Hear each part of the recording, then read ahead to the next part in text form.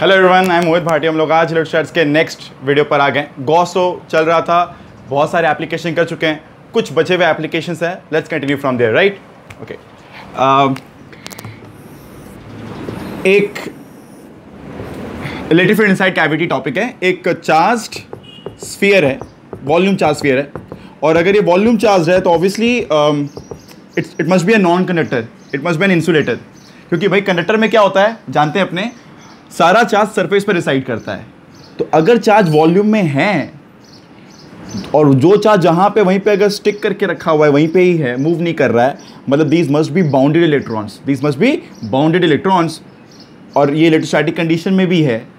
इसका मतलब इसके वजह से इस पर या इसके वजह से इस पर जो भी फोर्स लग रहा हो बट ये मूव नहीं कर पा रहा है, implies they are bonded electrons, right? Okay. Now, let's say we have a cavity inside. Let's say we have a cavity inside. यहाँ पे cavity है। cavity मतलब क्या हो गया? ये पूरा वॉल्यूम चार्ज है properly. Let's say the radius is some a, है ना? radius is some a, और radius of this is some small r, small r बोलते हैं, ठीक है? And let's say this radius is b. यहाँ से यहाँ तक का दूरी b है, इससे इसके सेंटर तक का दूरी b है। और ये भी मान लेते हैं कि स्फेरिकल कैविटी है। कैविटी मतलब ये पूरे वॉल्यूम में चार्ज है और यहाँ पे एक स्फेरिकल स्पेस है जो पूरा चार्जलेस है, राइट? बिकॉज चार्ज डिस्ट्रीब्यूशन में कंट्रोल में है। One more assumption, let's say this charge density is constant, this rho is constant, right? Now if in case मेरे को यहाँ पे अंदर में कहीं इलेक्ट्रिक फील्ड निकालना है तो अपने किस तरह अप्रोच करेंगे? That's our objective. तो we need to find electric field inside this cavity, ठीक है? Now to solve these type of problems, उसका स्टेप हम लोग एक बार ग्रेविटेशन में सीखे हुए हैं। क्या सीखे थे बेटा? कि अगर एक चार्ज, कंप्लीट चार्ज मतलब पूरा मान लेते चार्ज भरा हुआ है, पूरे वॉल्यूम में चार्ज है, सेम डेंसिटी, जो डेंसिटी यहाँ वही डेंसिटी यहाँ, प्लस जितना बड़ा ये कैविटी है उतना ही बड़ा सेम चार्ज डेंसिटी वाला अगर ये नेगेटिव चार्ज हो एंड ये इसके ऊपर सुपर इम्पोज कर दिया जाए ठीक उसी पोजीशन पे जिस पोजीशन पे कैविटी है, so obviously this plus this will result in this, ये प्लस ये विल रिजल्ट इन दिस, ठीक है ना? तो अपना स्टेप पहला स्टेप क्या होता है? अपने को ये समझना है कि अंदर में कोई भी पॉइंट है P, वहां पे अगर इलेक्ट्रिक फील्ड निकालना है, that will be the superposition of two electric fields. Number one, इसके वजह से बनने वाला उसी पॉइंट पर, let's say this is some x, let's say this is some x, and इसके वजह से it's like two charged spheres, है ना? It's like two charged spheres, one positively, the other negatively, same charge density, ठीक है ना? Let's say this is some y, ठीक है? उसी पॉइंट P पर इलेक्ट्रिक फील्ड निकालना है। तो इसके वजह से क्या होगा और इसके वजह से क्या होगा, दोनों को वेक्टरली अगर सम अप कर दे तो अल्टीमेटली यही है, sum of these two is this, right? So step one, we need to find electric field here. पिछले वाले वीडियो में हम लोग ने बात किया था कि electric field due to a solid charge sphere is E equals to rho x by 3 epsilon naught, rho r by 3 epsilon naught था, राइट? तो x is the radius here. और इलेक्ट्रिक फील्ड इसके से क्या होगा? आउटवर्ड, बिकॉज पॉजिटिवली चार्ज है, it will be outward. Now because of negatively charge it must be inward, और electric field कितना होगा यहाँ पर again? Row y by 3 epsilon not, हाँ, toward centre, away from centre. तो एक काम करते हैं, दोनों को सुपर इम्पोज यहाँ पे करके देखते हैं, सुपर इम्पोज करके यहाँ पे देखते हैं। Let's remove this small r. तो इसके वजह से इधर वेक्टरली, मतलब if you want to write this you can write this as vector E net is what? Rho vector x by 3 epsilon naught. Let's say this is vector x radial vector, vector y, मैं मान लेते हैं vector y भी इस तरह ही है, ठीक है? तो रो x बाई 3 एप्सिलॉन नॉट, और इसके वजह से क्या होगा अंदर की तरफ ना, तो इस तरह लिख सकते हैं, इस तरह लिख सकते हैं कि plus row negative y vector by 3 epsilon not. I hope you understand. अगर इन लोग इस तरफ को पॉजिटिव y वेक्टर बोल रहे हैं तो इसको नेगेटिव y वेक्टर बोलेंगे, राइट? तो by triangle law vector A, let's say this is vector E1 plus vector E2, vector E1 plus vector E2 is the resultant. So this is what? Rho by 3 epsilon naught vector x minus y. अगर थोड़ा सा clarity नहीं आ रहा है ना, तो एक काम करो ना, इसी को वाई वेक्टर बोल दो। ये माइनस नहीं रहेगा, ये सिंपल प्लस रहेगा, और इसका डायरेक्शन क्या है, टुवर्ड्स द सेंटर, तो ये प्लस में आएगा। तो vector X plus vector Y is this, what is this, vector B, rho by 3 epsilon nought into vector B, तो that is the E net. Vector addition करना पड़ेगा because electric field is the vector quantity, right. तो what we learn out of this कि electric field anywhere inside, भाई ये point P कोई भी point था, बट इलेक्ट्रिक फील्ड क्या आया, rho by 3 epsilon into vector B, जहां पे मेरा एक्स वाई दोनों हट गया। इंप्लाइज अंदर में किसी भी पॉइंट पर इलेक्ट्रिक फील्ड का मैग्नीट्यूड और डायरेक्शन दोनों फिक्स है। क्या है magnitude, rho into distance between the two centres, distance between the two centres by 3 epsilon naught, where rho is the charge, uniform charge density of the sphere. Again यहां पे किसी भी point पर electric field का direction वही रहेगा जो line joining the centres होता है। Anywhere inside electric field will be this rho b by 3 epsilon naught and direction will be the line joining the center anywhere, ठीक है। तो that's like a constant, that's like a constant, okay। अगर ये बात समझ में आ गया तो आप सोचो कि अगर cavity exactly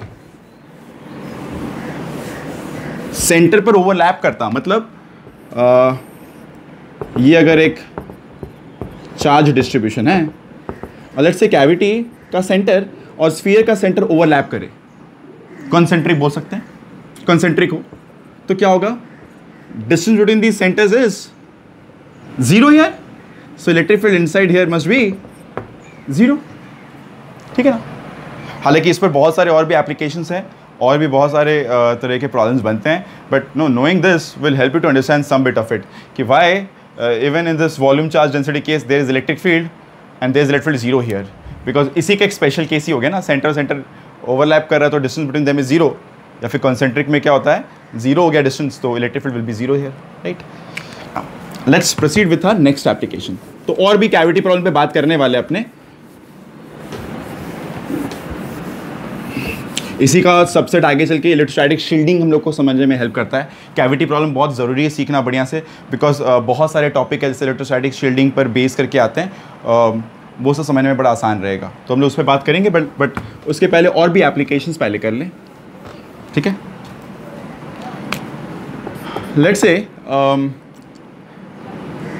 charge density is not uniform this time, rho is given by some a into r, where r is the radius and a is a constant, r is radius, है ना,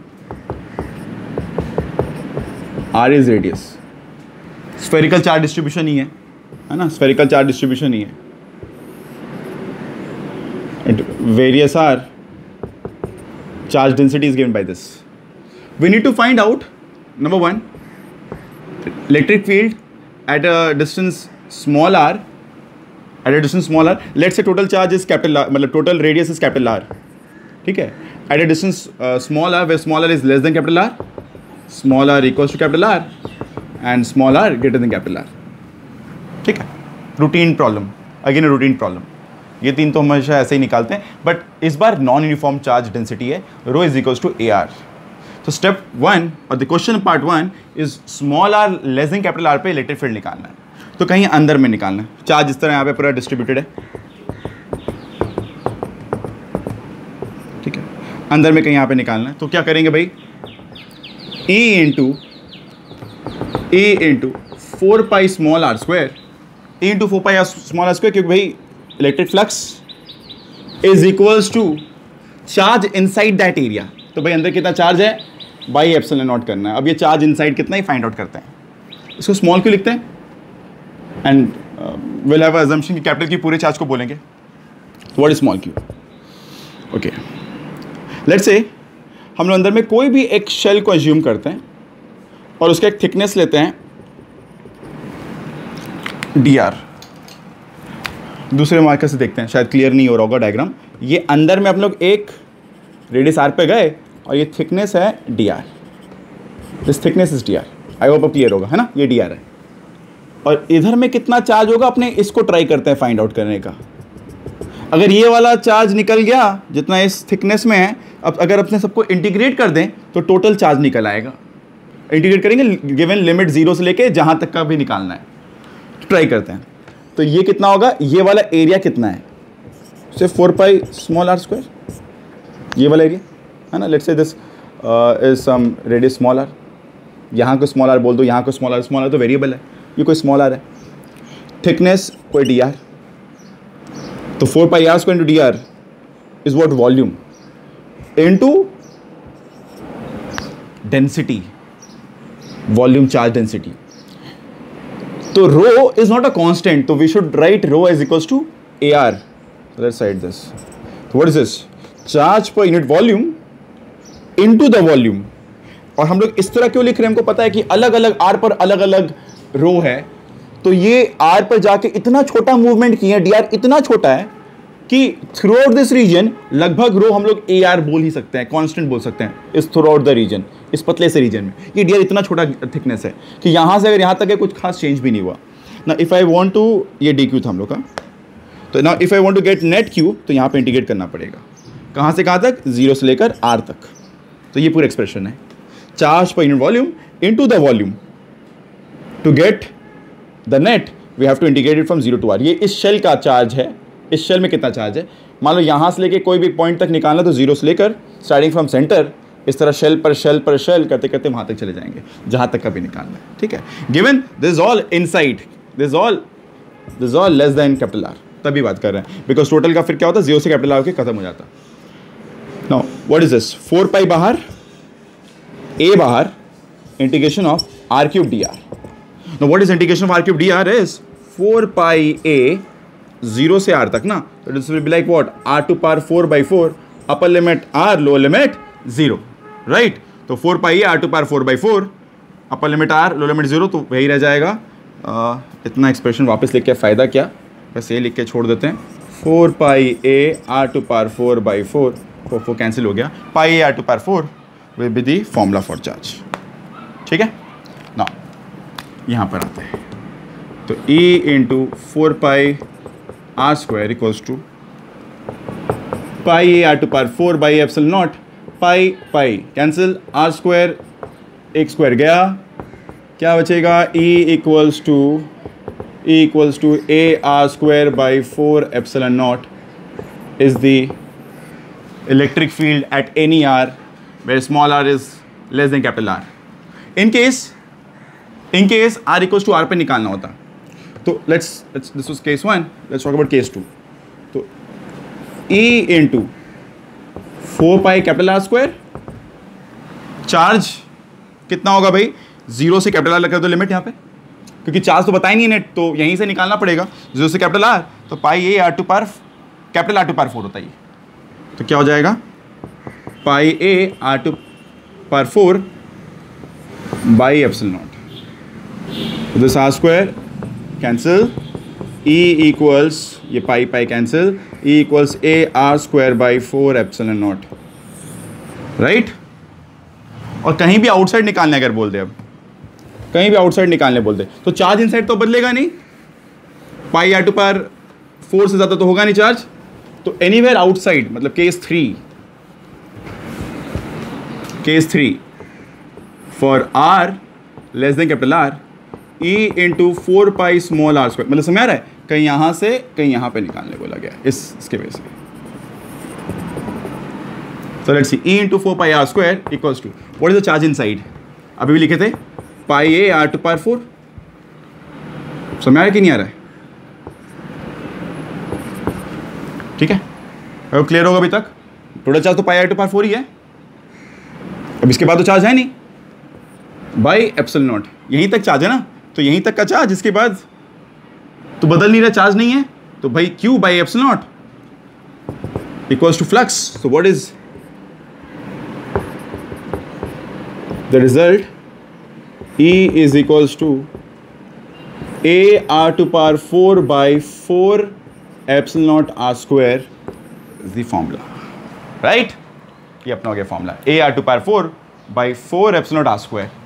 ये इलेक्ट्रिक फील्ड हो गया. अगर हम लोग को कहीं बाहर भी निकालना है, कोई अगर बोले अब ग्राफ बनाने इसका, तो हम इसका ग्राफ भी सोच सकते हैं. तो ग्राफ बनाने के लिए नियम क्या सीखे भाई? पहले तो एक काम करो, नोट करो. लेस देन आर के लिए क्या लिखे थे? ई का वैल्यू बताओ क्या था? वैसे भी भुला गया, तो रिजल्ट क्या लिखे थे? तो it must be AR² by 4ε0, I guess. शायद ऐसे कुछ आया था, है ना।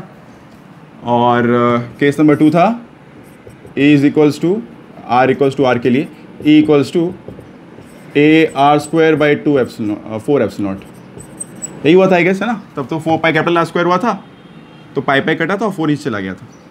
Okay, and case number 3 is R greater than R के लिए E was equals to and E is equals to actually AR⁴ by 4 epsilon naught R²। तो अगर ग्राफ बनाएगा ट्राई करें तो दिख रहा है हम लोग ग्राफ क्या है इस बार, E वर्सेस R का ग्राफ है, राइट। तो E y पर, स्मॉल r x पर, तो y equals to a constant x square, y equals to a constant x square, मतलब it's a upward opening parabola, it's a upward opening parabola, तो it's a upward opening parabola, है ना। y equals to a constant time, it's like y equals to ax square, upward opening parabola, जहाँ पे ये सारा चीज़ constant है ना। स्टैंडर्ड मैच के फॉर्म किससे मैच कर रहा है, y equals to ax square से, एक्चुअली ये पूरा को अगर कांस्टेंट मान ले, यहाँ पर आके R equals to capital R पर आके वैल्यू कितना है, AR² by 4 epsilon naught, and R greater than R में क्या हो रहा है, ये ऊपर का चीज़ तो पूरा कांस्टेंट है पर नीचे R² है, तो अगर R बढ़ेगा तो ये घटेगा, तो graph will be like this. तो ये रफ स्केच हो गया। तो स्टेप्स आर कि भाई पहले तो अपने सबका एक्सप्रेशन निकाल लेंगे और फिर ग्राफ बना पाएंगे, बिकॉज वहीं पर दिख रहा है लेस देन R तक, कैपिटल R तक के लिए लिमिट के लिए जो E का डेफिनेशन ये था, ग्रेटर देन R के लिए डेफिनेशन ये है, और जब इसी में हम लोग कैपिटल R पुट करते हैं तो ये रिजल्ट आ रहा है, मतलब ग्राफ कंटिन्यूअस ग्राफ भी है, राइट। फाइन, और इस तरह पैराबोला और इस तरह सडन डिक्रीज करेगा, with the increase of R E decreases. Fine, now और भी एप्लीकेशंस हैं ऐसे ऐसे, पर अपने हम लोग रूटीन प्रॉब्लम कर रहे हैं पहले, तो जो प्रॉब्लम्स जानना बहुत ज़रूरी है, कंपलसरी है, तो इस पर भी बहुत सारे क्वेश्चंस आते हैं, और इसके भी कुछ और कोरोलरीज हैं जिस पर हम लोग एप्लीकेशन प्रॉब्लम या फिर जब प्रॉब्लम सॉल्विंग करेंगे तब डिस्कस करेंगे, ठीक है। एक और क्वेश्चन है जो दिखता है काफ़ी कॉमनली, सिलेंडर में अगर वॉल्यूम में चार्ज फैला दिया जाए, अब बिना बोले सबको समझ में आ चुका होगा, अगर वॉल्यूम में चार्ज है तो जनरली इंसुलेटर होगा। अंडर इलेक्ट्रोस्टैटिक कंडीशन अगर वॉल्यूम में चार्ज है तो इंसुलेटर ही होना पड़ेगा, अदरवाइज कंडक्टर होता तो सारा चार्ज रिपेल करके सरफेस पर आ गया होता, बिकॉज कंडक्टर के अंदर में इलेक्ट्रोस्टैटिक कंडीशन में इलेक्ट्रिक फील्ड जीरो होता है और चार्ज इनसाइड भी जीरो होता है। ओके, अब let's say this is some capital R, this is a very long cylinder, ठीक है, सॉलिड सिलेंडर, यूनिफॉर्मली चार्ज्ड, ठीक है, यूनिफॉर्मली चार्ज्ड, ठीक बेटा। अब स्टेप बाय स्टेप वापस करेंगे। Let's say if we need to find out electric field somewhere inside, मतलब अंदर में कहीं, अंदर में कहीं निकालना है, अंदर में कहीं, है ना। तो अगर चार्ज डिस्ट्रीब्यूशन सिलेंड्रिकल है तो अपने सिलेंडर ही बनाएंगे, गॉसियन सरफेस, ये बस में आ गया है। अब गॉसियन सरफेस जनरली ना सिलेंडर या फिर स्फीयर ही बनाए अभी तक, ये चीज़ ध्यान देना। और सिलेंडर में भी टाइप ऑफ सिलेंडर भी रहे हैं, कुछ में सिलेंडर ऐसे रहे हैं कि जो एक्सेस के साथ बनाए गए, कोएक्सियली बनाए गए, और वो शीट वाले में सिलेंडर किस तरह घुसाए गए थे देखिए, याद होगा। तो अब सिलेंडर का अरेंजमेंट अलग अलग हो सकता है, पर जनरली सिलेंडर और स्फीयर पे ही हम लोग ज़्यादातर काम करते हैं। कुछ और तरह के वेरिएशंस है, फिर भी उस पर हम लोग बात करेंगे, बट जनरली सिलेंडर या फिर स्फीयर्स रहेंगे। चार्ज डिस्ट्रीब्यूशन पैटर्न देख के समझा जाता है कि गॉसियन सरफेस कैसा बनना चाहिए, ठीक है ना। तो इफ वी कंटिन्यू फर्दर,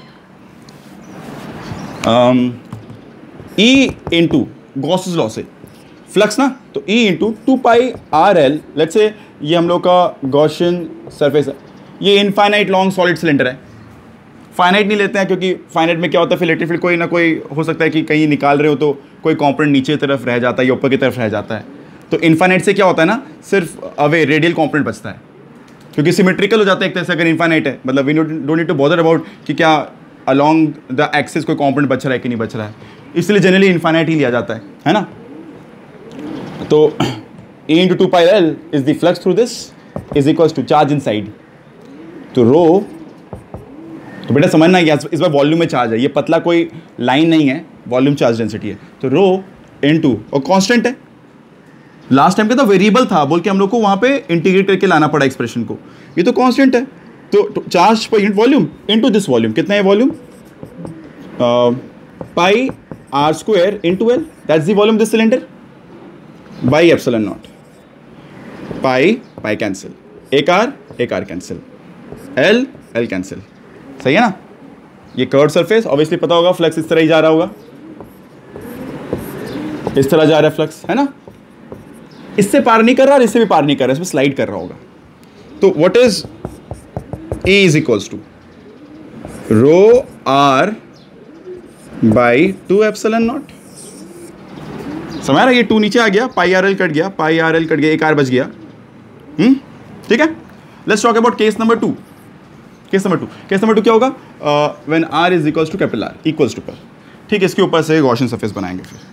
ठीक, इसके ऊपर से, ये रहा, इसके ऊपर से, समझ आ रहा है। पर इलेक्ट्रिक फील्ड के डायरेक्शन में वो पता ही है, तो ऑब्वियसली टॉप और बॉटम से flux will be 0। So E into